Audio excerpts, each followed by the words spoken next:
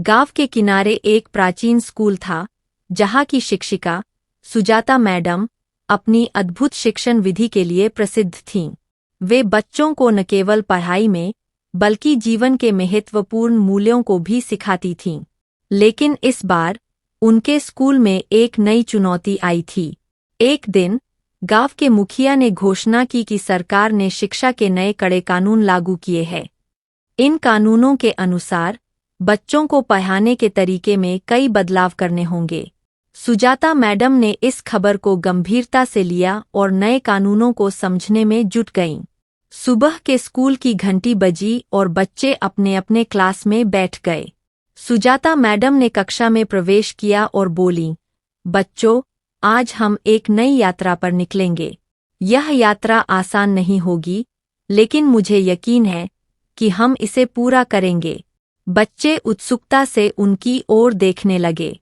तभी अचानक स्कूल के निरीक्षक कक्षा में आए और कहा, मैडम, आपको नए कानूनों का पालन करना होगा।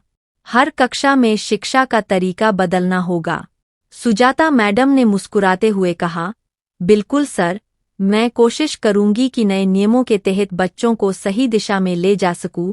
निरीक्षक चले गए और कक्षा में सन्नाटा छा गया। बच्चे एक दूसरे को देख रहे थे कि अब क्या होगा। तभी सुजाता मैडम ने कहा, बच्चों, आज हम एक नई कहानी सुनेंगे। उन्होंने किताब खोली और पढ़ना शुरू किया। एक समय की बात है, एक राजा था जो न्यायप्रिय और समझदार था। लेकिन उसके राज्य में एक कानून ऐसा था जो उसे कभी समझ नहीं आया। बच्चे कहानी में खो गए। तभी अचानक एक जोरदार आवाज आई। कक्षा का दरवाजा खुला और एक व्यक्ति अंदर आया। मैडम, आपको यह पत्र मिला है।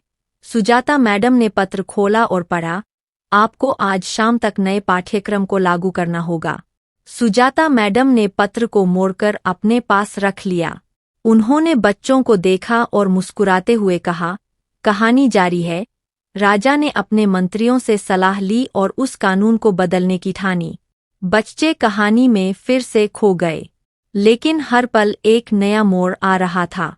कभी निरीक्षक आते, कभी नई किताबें और कभी सरकारी आदेश। सुजाता मैडम ने बच्चों को हर बार समझाया कि परिवर्तन ही जीवन का नियम है।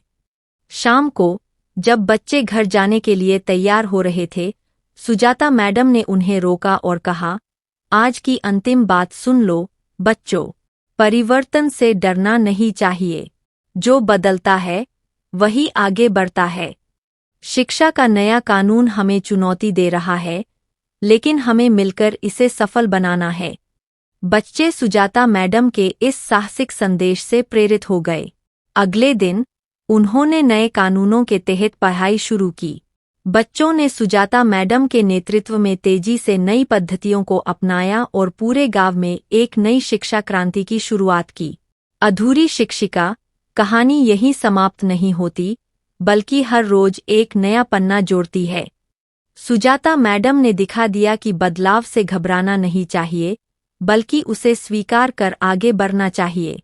यह कहानी हमें सिखाती है कि शिक्षा का असली अर्थ सिर्फ किताबों में नहीं, बल्कि जीवन में आने वाली चुनौतियों को स्वीकार करने और उनसे सीखने में है।